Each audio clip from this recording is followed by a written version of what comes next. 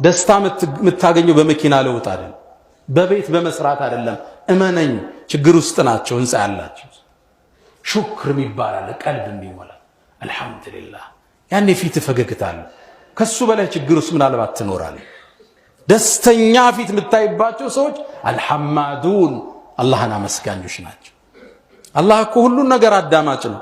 ለምን ነው ሶላት ላይ ሰሚዐ አላህ ሊመን ሐሚደህ ምን ምስጋናን አላህ ይወዳል። ረበና ወለከል ሐምድ እንድንለው ይፈልጋል።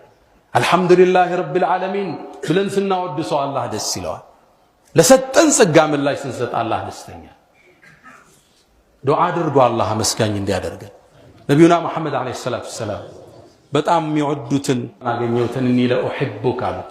እወድሃለሁ ላ ተደዐና እንዳትተው ዱቡረ ኩል ሶላት ሶላት ሰግደ ስትጨርስ ይሄም ማለት እንዳትተው اللهم أعدني الله يجزي على ذكرك أنت مذكر وشكرك ما مسجنا وحسن عبادتك أنت بطر مجزات باك جزي ذلوي